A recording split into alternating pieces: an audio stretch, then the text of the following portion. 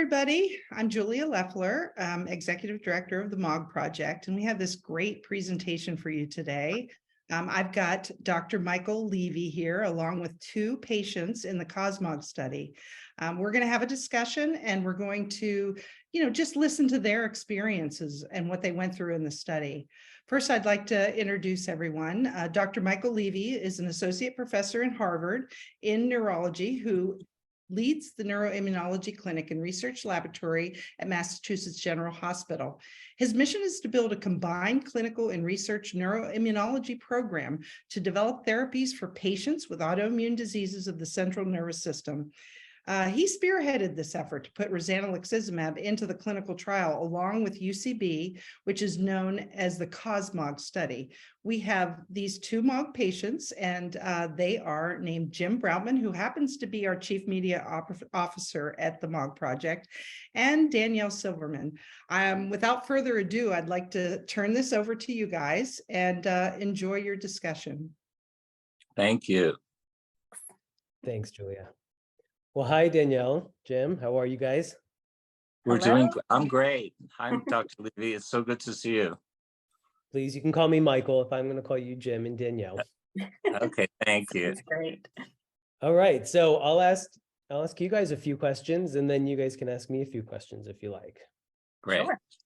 So you both have joined the CosMOG study. I want to know what made you consider even participating in a clinical trial, and if you had any hesitation at the onset, or still do. Yeah. Danielle, why don't you start? Yeah, sure. So I was overseas at the time when I had heard about the study. I was watching a video of a talk that you had given on YouTube, which, it's great that there are a lot of resources out there in terms of what the new clinical trials are and whatnot. But I was really quite limited at the time. I was on prednisone for about 3 years since kind of the onset of my MOG kind of disorder. And I had tried IVIG twice and I hadn't done very well on it. So I was kind of limited in terms of what to approach next. And I saw that there were the clinical trials out for MOG patients. And I believe I reached out to you and you put me in touch with the clinical trial team in Peoria. And we kind of went from there. And they determined that I was a good candidate for the clinical trial, and I was decided to try it out. So the kind of situation that I was in of being kind of steroid dependent at the time, not being able to switch from steroids to another medication, led me to decide whether it was a good time to start one of these clinical trials. So, Jim, how about you? How did your journey get you here? So I kind of had a chain link.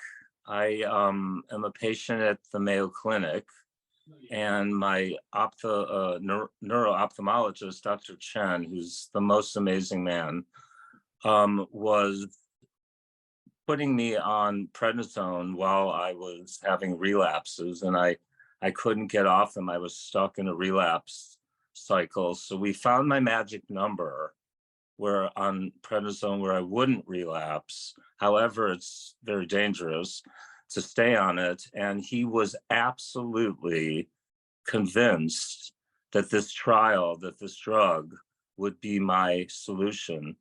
And I had not done anything prior. I was treating acutely each symptom with prednisone prior and had not had that dependency issue until at this point. I was 2 years dependent. And as a matter of fact, Julia from the MOG Project had posted your interview as well, like Danielle saw. And I'm like, I've got to do this. I know he was interested in it. And I spoke to Julia about it. And she was like, oh, you absolutely should do this. And she gave me your email, I believe. And I reached out to you, and you were so wonderful in getting me into the trial. And that's how I actually found out. So there was multiple. It was my doctor at Mayo Clinic and seeing your video, and Julia had actually posted it on the MOG Project page, the link to the clinical trial, and it just all kind of fell into place. And that link is still there, by the way, for anybody watching. Danielle, how did you hear about the trial? Did you just Google search it, or how did you eventually find those YouTube videos and things? Definitely, as Jim mentioned, a combination of resources from the MOG project site itself and the Facebook group. So it actually was around April time, so MOG Awareness Month at the time. And there was definitely, there's always a big push for just various resources for support and advocacy, and the clinical trial information was a big part of that. So being in contact through this various support groups that the MOG project has, the various Facebook groups that they have, and the page itself, I was able to find those links and watch that video.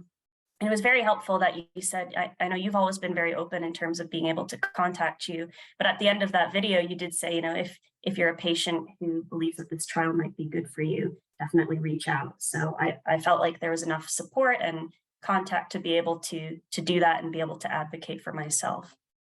Yeah. So that still holds true for anybody watching, can always contact me. Now, Danielle, you were saying that when you first were considering the trial, you were out of the country. Were you thinking that you would be back in the US? And if not, what were you thinking in terms of being near a travel site and having to travel to back and forth and the cost associated with that? Right. So I mean, I was out of the country for a short time at that point in time, but I do actually have to travel quite a bit for various fieldwork and research and whatnot. So that kind of goes into, I believe, like the logistics of this trial, right? I think at the time that was a concern for me, but I definitely decided to prioritize, putting my health first and kind of figuring out other logistics later. I understood that with the screening process and with the requirements of the trial itself, it would be kind of a weekly commitment, if not more. There was kind of this option of home visits later on, but in terms of kind of understanding some of the logistics of this trial, I knew that it was, something hopefully that I could figure out later, but just focus on the health concerns first. Yeah. And Jim, when this study launched, you didn't have a travel site near you. I did not. So can you tell everyone what you did? I can. I begged you to take me in. No, I actually was advised by Dr. Chen and by Julia to contact you. I actually, ironically, had a friend in the through the MOG project and on the Facebook page who had told me, he was actually the first person to tell me, because one of your coordinators, Becca, is she leads a support group and he's in it. And he happened to know that you had just opened your site. And he told me, I know you've been interested in this clinical trial. I just heard from Becca that Boston opened up. And that's when I contacted you. You were in Los Angeles. I was in Los Angeles and I didn't know how is this going to work. And I looked on the clinical trial page and there were no Stanford and Mayo Clinic Scottsdale were options, but they weren't open yet. And I really was in a bit of a panic. I was in a terrible physical condition. And really, I think I wrote to you and basically begged you to help me. And you were just, I can't say enough good things about not only how you helped me, but how you pushed this through, I know, based on the condition I was in. And I am so happy to have a public arena to thank you for that. So that's how that happened. So we got you on a plane every week, right? To fly from LA to Boston. Yeah, I was going to leave that out, but yes, the trial sponsor UCB was so generous. If I can tell this, I had broken ribs, I'd fractured ribs, I was close to osteoporosis from the prednisone. I was not in good condition. I wasn't feeling well at all. And yes, UCB flew me very nicely, put me up. They paid for my food. They paid for everything in this trial, for your transportation to and from the airport. They were so generous and kind. Keep the frequent flyer miles. Isn't that true? And you told me, you emailed me. Well, yes, you emailed me and said, hey, we don't have any locations open yet, but how'd you like to spend the summer in Boston, I believe.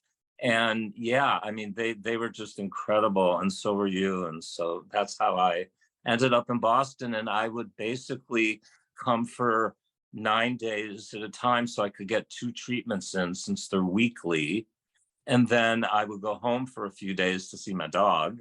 And then I'd come back and repeat. And it was, you guys were just amazing. I had the most incredible experience, and I wanted to thank you again. But now you have a simpler travel plan, right? Now, thank There's God. still no site in LA, but you're going There's no site in LA. Stanford has opened, and Mayo Clinic Scottsdale opened in October. You guys gave me the option. They're both similarly located equidistantly, and I'm a part of Mayo Clinic, so I just chose Mayo Clinic Scottsdale to go to. And within 4 months, they got the at-home treatment going. So I'm now doing the treatments at home, which is awesome. Unbelievable. I'm just thrilled. Daniel, maybe you can tell everyone what the screening process was like to go through all of the consenting, and there's like a 40-page consent form.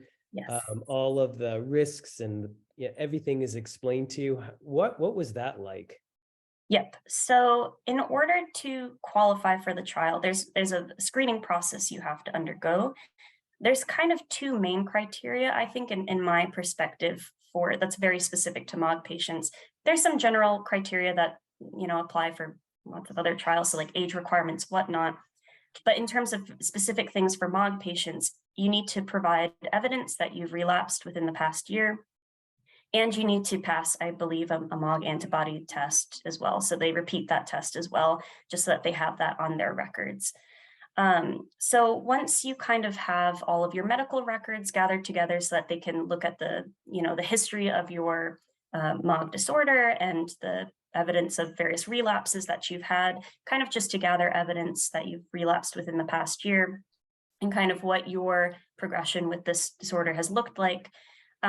They will ask you to come to their trial site. So in my case, I live in Chicago, but I travel to Peoria. So I actually fly twice a week as well, every week. So I would go down there and they would go through the screening process, which included various eye examinations. So, because for me, I have optic neuritis. So I would do the various eye tests, which would be visual field and OCTs and whatnot. The lovely broken C chart, which is something I'd never had to do before, but as part of the screening, yes.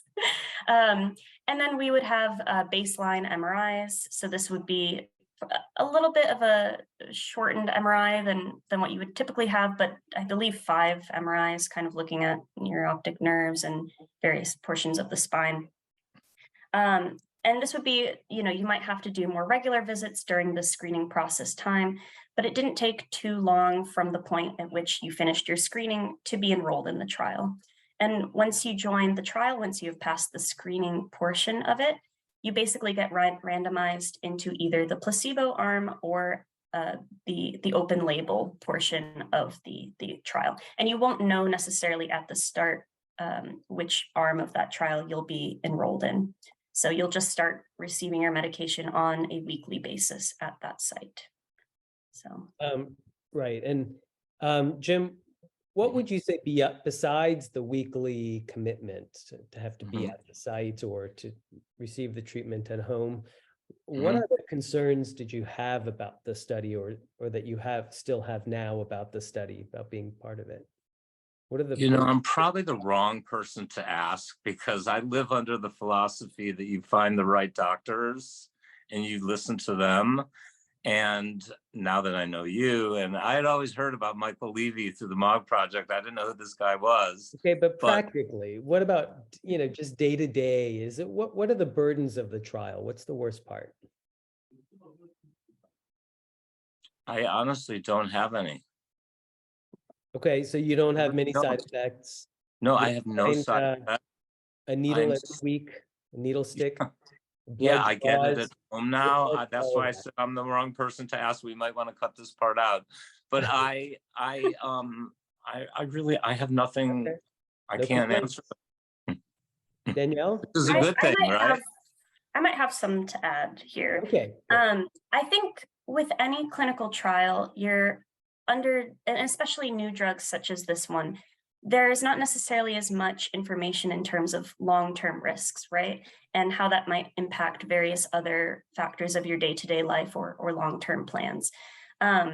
So you really are undergoing a clinical trial with the understanding that you are taking part of this experiment that is providing more information into the efficacy of the drug and the long-term side effects, right? So you might be enrolled for a year or up to 3 years, depending on what portion of the trial you're on. But if you choose to be on this medication for life, there might be more long-term things down the road. In terms of logistics, I think at this point in time, I'm still on the trial and I still have a weekly commitment to be there once a week. I don't, at my site, I don't necessarily qualify for at-home visits because the hospital that I do it at doesn't really organize those. So it is still quite a big commitment that I've had to work around in terms of having to be there in the same location every week, amidst, family visits and conferences and whatnot and other, work requirements. So there's a lot of concerns you can have, and even administration as well, in terms of what it might look like post-trial. I know actually this past Friday, I had to try the drug out through 3 subcutaneous needles, and that was very difficult to do over 5 minutes of time each. So whether logistically that's something I'll have to figure out if I could do that on my own, but in terms of administration of the drug after the trial and organizing receiving the medication on your own, there's lots of various concerns. So I think anyone who's interested in participating in a clinical trial, you have to understand that there are adverse effects that might be listed in that consent form, but that is just reported risks from previous studies, so phase 1 and phase 2 of that trial, not necessarily everything that might be covered because it's still something that's being researched. So, you always go in with trying to, you just have to weigh the pros and the cons, right? So yeah, and you guys are very good about it's in the consent form. Everything is really laid out for us and gives us the options of if we want to participate or not. So, it's like I said, I really do feel that my doctors, I trust them, and they were very, including yourself, I guess, gung-ho on this drug, and so I just went with it. Well, it is a new drug mechanism. It's just recently been approved for related conditions, but it's still a relatively new type of approach. So sure, as Danielle's saying, we don't really know what the long-term risks are, but at least in the short term, it seems to be very effective. Yeah. And various individuals might actually have some of the side effects listed in the consent form. So for example, in the beginning, when I was first getting this medication, I suffered from severe headaches to the point where I did have to go to the ER at the start while my body was adjusting to the medication. And I did have the option to, at that point, withdraw from the trial, knowing that I did have side effects. It was my choice throughout the whole process to decide, no, I want to stick with it and see how I do. You do always have the option to withdraw at any point in the trial if you would like to, and that is listed in the consent. You don't have to offer any reason why, but you have the choice as the clinical trial participant to withdraw at any point. But there are various experiences. I mean, Jim and I are just 2 patients on the trial. We probably don't represent the entire spectrum of what side effects might occur. But it is something to keep in mind if you are interested and you do get to the point where you get to read the consent form, just make sure you're aware of what side effects have been reported and what to expect. So, and if it's okay for me to say, maybe we should say right now, if anyone out there has questions, please, Danielle and I, and I'm sure yourself, would be more than happy to answer them. And if you just send an email to info@mogproject.org, we will answer your questions and get back to you as soon as possible. And I just want to say that. I also would like, if it's okay, to tell you how I met Danielle, my fellow patient. I was posting as the chief media officer for the MOG project, just trying to get the trial out there. And I think Danielle found me that way, and she contacted me, and she's my hero to this day. I mean, what she went through, what she's been through, I had no side effects. I was so scared because she did. And Dr. Levy, you helped me too, because she's a month ahead of me, and we literally have followed each other almost identically. And I just, I would go, she was such a support system for me, and what a trooper she is for dealing with her side effects and showing up the next week for the trial and continuing and getting better. And now she has no side effects, and she's just my hero. And we're such a great team and support system, and I just adore her. And it's been a really wonderful experience to have that, support system with a fellow patient. And I think it's really important as well. And we're here for anyone else that wants to join the trial, and we're just very happy. So. And Jim, you're off the prednisone now? I am, thanks to you. I believe you rushed me into this trial to get me off the prednisone. I was having major issues. And yes, I am 6 months off. I relapsed at first, at the beginning of the trial, assuming I was on the placebo. And you put me back on prednisone. I had tapered. That's part of the protocol. When you first go into the trial, you get either the placebo or the drug, you don't know, and you're tapered off your prednisone within 2 weeks. And I did relapse, assuming I was on the placebo. And I then got put on the drug, and I have not, that was back in October. I have been 6 months relapse-free, prednisone-free, and I feel better than I've ever felt. So not ever, that is an important point. If you do relapse even once in the study, then you're put on the drug with no placebo risk. Right. You go into what's called the open label phase. And I also think it's important to let people know, one of the things you told me, because I was so scared, I had just relapsed. I was afraid I was going to relapse again once we put me in the open label phase, and it was so soon to taper. However, and now I understand, you guys were so sure that I wouldn't, and I didn't. And and Danielle pushed, supported me through it, and you did. I mean, Dr. Levy, you saw me at my absolute worst, and you were just amazing, and your whole team, everyone. So I have to thank you for getting me off the prednisone, and I feel great. So thank you again. Well, if that was your worst, that's not too bad. Oh, thank you. So what have you learned about MOG in general, being part of this study, meeting people, seeing how science is done? Is there anything new about the disease that you've learned in this period of time? I think just in terms of, maybe this is more general, but in terms of having a rare, condition, I think the strength of having various support groups and being able to advocate for yourself has shown to be tremendous. I mean, like I said, like Jim said, we have really been through this together. We've supported each other throughout it, which has helped me as well. I mean, I know, Jim, you say that I've helped you a lot. You've helped me a lot too throughout all of this. Because it's difficult, often you go through being a clinical trial patient is somewhat a daunting thing from the whole outset, whether you're going to be able to be enrolled in a trial, whether you are on placebo or not. When you relapse, I mean, that's always a scary event. When you get moved to an actual drug and now you're anticipating various side effects. So the whole process is very daunting, and that's just one in many series of things that you have to undergo as a person with a rare disorder.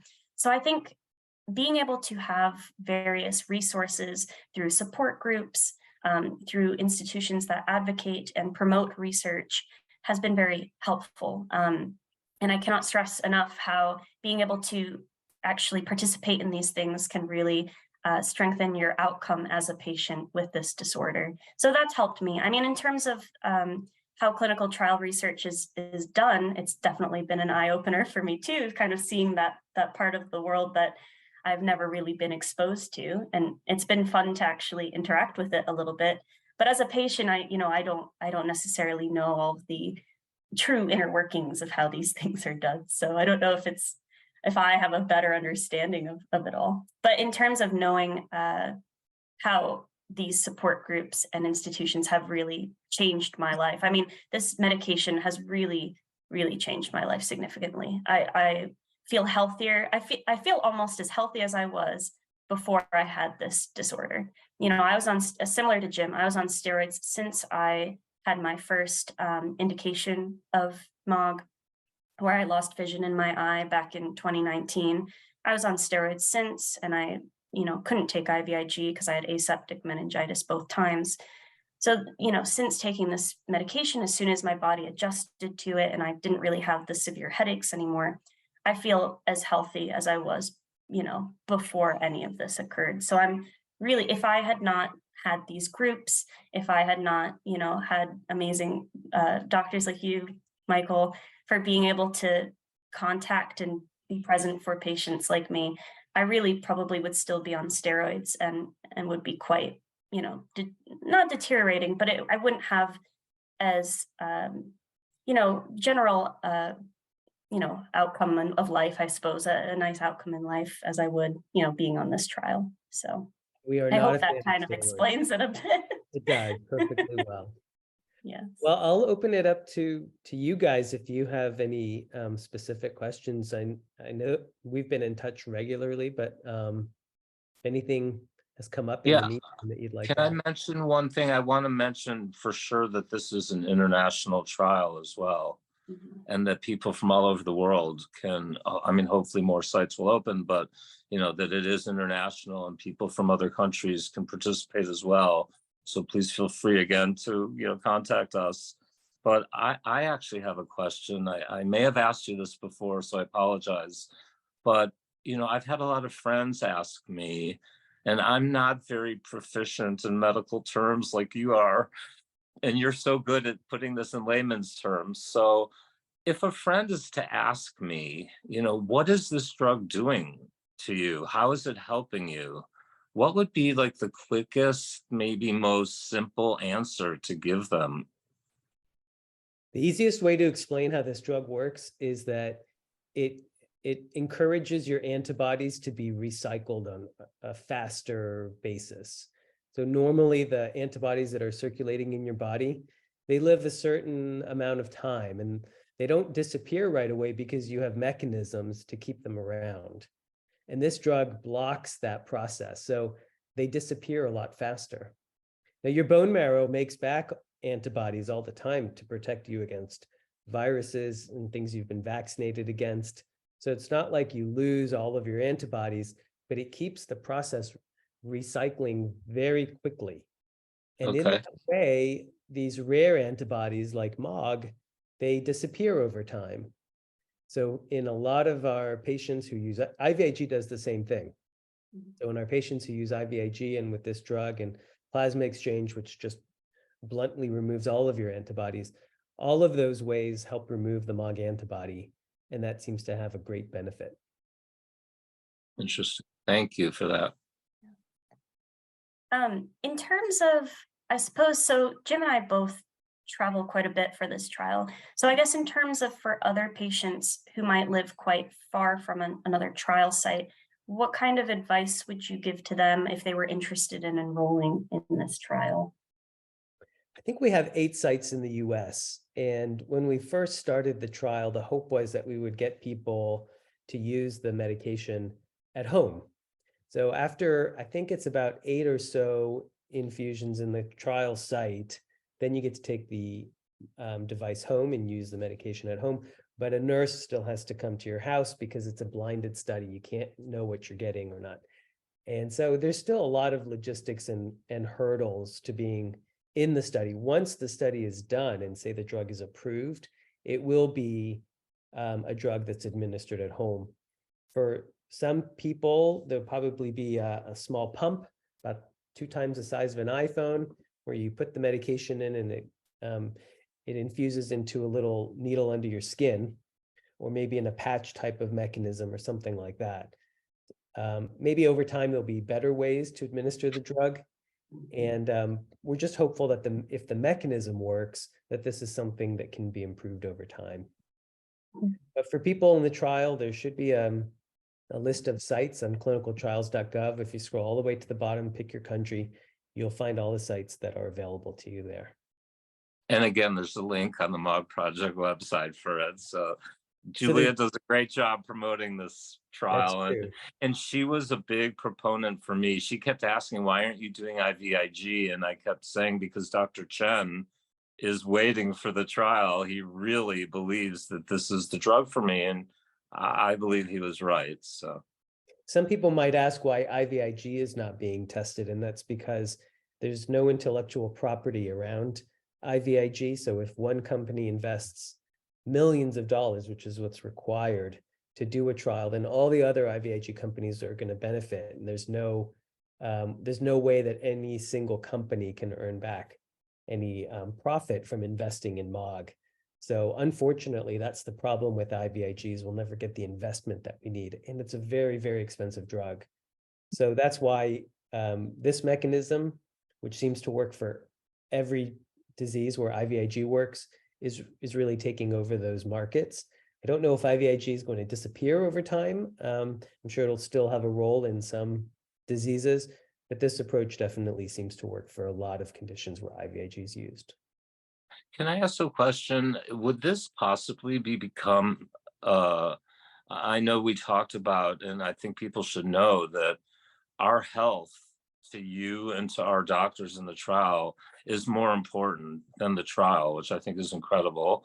And you told me yourself that if I did fail, which I didn't, on the actual drug, you would take me out of the trial for my own health. And instead of putting me on steroids, you would put me on IVIG. So if IVIG is possibly maybe going away, could rozanolixizumab be one of the treatments, acute treatments, possibly in the future instead of steroids? Yeah, let me just, I didn't mean to say that IVIG might go away. Oh, sorry. But I think that a lot of people who use IVIG for autoimmune disease are probably going to start using this other mechanism. IVIG is very expensive and hard to manufacture. Right. So, but it won't go away. Right. I'm sorry. I said to go away. No, I shouldn't have said. Yeah. But I do think that go ahead, Daniel. Oh, just one of the things we didn't mention as well, the way that this drug is administered, it's subcutaneous and it's only about 15 minutes a dose. Yes. Whereas I know sub-Q IVIG is quite a lot more liquid and it's a lot longer. Yes, I know that you you take that as well. But so I think in terms of, I know we mentioned a lot of the benefits of this medication, but that is certainly one of the benefits in my mind. Just the way that it's administered and the dosing, it's very convenient and it doesn't leave necessarily any, welts or any scarring or anything like that, which is quite nice. Amazing. Yeah.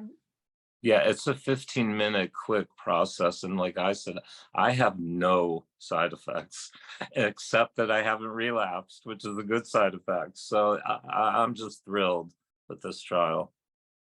Is there anything that you would want patients to know about this trial that they, that they could benefit from, or just other resources as well that they could gain? Yeah, I would say that for anybody who's considering being part of the study, I would really try to make sure that the incentives are aligned so that it's good for the science and good for the study, but also good for you. So if you're on a stable treatment and you're doing well, I don't think there's any reason to stop that and then to jump ship and do something different just for the science. I would not do that. I really think that the best patients for this study are the ones who think that this might benefit them as well. And that tends to align incentives. So it's good for the science and good for the patient. And just like Jim said, if it's not good for you, then don't be part of this. I would pull you out if it's really not good for you. Yeah. All right.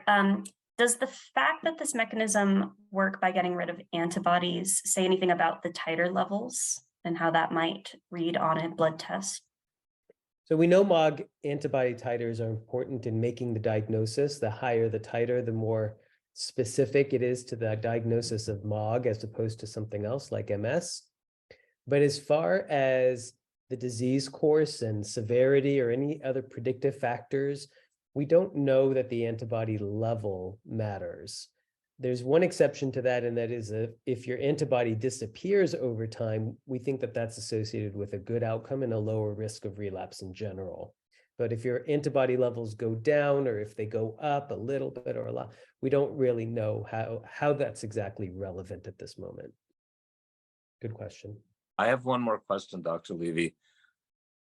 With our data that you've collected, I have 6 months of open label data, and Danielle has 7 months, I believe. Have you been able, or whoever is looking at the data, has it helped you at all? Or does it take Absolutely. longer? No. All of this data is being collected in a very secure database with nobody has access to anything until the trial is done.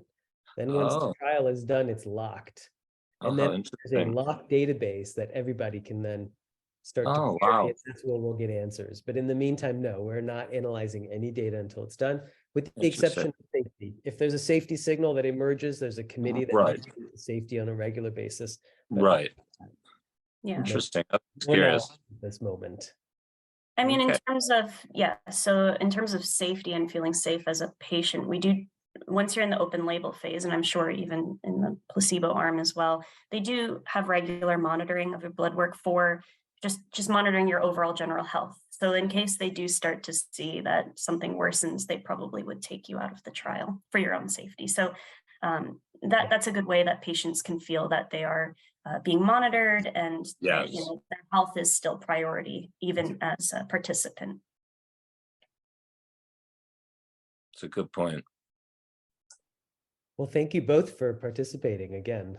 And thank you, Julie. Thank you for doing this. I really, honestly, I've said this to you personally, but you've given me my health back, and I couldn't ask for a greater gift. So thank you. Happy to help. Yes, thank you so much. Thank you so much. And I honestly think that the MOG project wouldn't be here without you, Michael. I have to say that you were one of our biggest proponents when we started this. So I also think that without patients like you, Jim and Danielle, this powerful testimony would not be out there. I think it gives people what they need to really understand what patients go through. So I can't thank you enough for joining us. Michael, I hope we didn't take up too much of your time today. And no, not at all. We really appreciate it. And if anybody wants to contact Danielle or Jim or even Michael, please get in touch with us. You have to just email info@mogproject.org. It's all one word, MOG project. And we'll forward the emails, try to connect you with who you need to be connected with to get started on finding out information about the trial, if you can participate, and what it takes to participate. So thank you, everybody. And I hope you guys Thank you. Thanks, guys. Okay. Thank you. Take Bye. care, guys. Bye.